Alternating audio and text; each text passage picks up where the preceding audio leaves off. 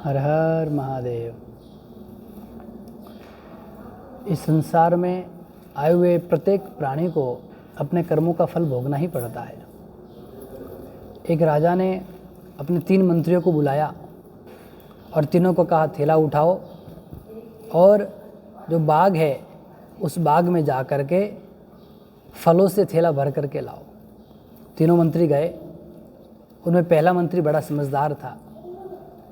उसने सुंदर रसदार फलों से अपने थैले को भर लिया और दूसरा मंत्री थोड़ा आलसी था। उसने आलस किया और आलस के कारण उसको जैसे तैसे फल मिले, कुछ अच्छे फल चुन लिए और कुछ सड़े गले जो फल थे उनसे अपना थैला भर लिया। लेकिन जो तीसरा मंत्री था वह तो महाकामचोर था। उसने क्या सोचा कि राजा थैला खोल करके तो देखेगा नहीं, तो क्यों ना मैं नीचे घास फूस भर लूँ, क्यों फल इकट्ठा करने में समय घुमाऊँ। तो नीचे घास फूस भर लिया और ऊपर 2-4 फल रख लिए ताकि ऊपर से देखेगा भी तो महसूस नहीं होगा कि फल है अथवा कुछ और। तीनों जो ही राजा के दरबार में पहुँचे, राजा ने तीनों से कहा, एक सेनापति को कहा कि इन तीनों को कारागार में डाल दो, लेकिन इनको किसी प्रकार की न भोजन की न किसी प्रकार की कोई वस्तु प्रदान की जाएगी। जो इनके पास थैला है उसी में से भोजन सामग्री अथवा यही उनके लिए पर्याप्त होगा।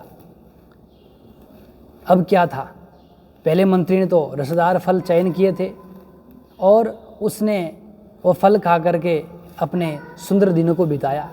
दूसरा जो मंत्री था उसने भी समय बिताया।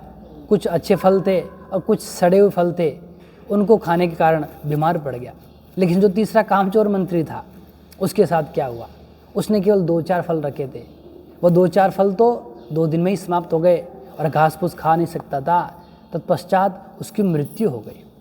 ये कहानी नहीं है, ये हमारे जीवन की सच्चाई है। हमारा जीवन भी इसी प्रकार है। हम जैसे कर्म करते हैं वैसा ही हमको फल मिलता है।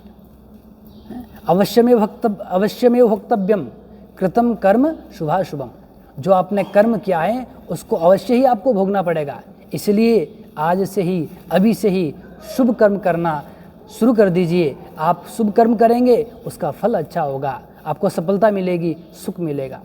और आधा मिलावटी कर्म करेंगे तो उसमें सुख दुख दोनों मिलेगा। यदि आप केवल बुरा कर्म करेंगे उसमें केवल आपको दुख ही दुख मिलेगा। इसलिए शुभ कर्म करिए, भगवान का नाम लीजिए, जीवन में सबकी सहायता कीजिए, विनम्र रहिए, आनंद से रहिए, सुख से रहिए। हर हर महादेव।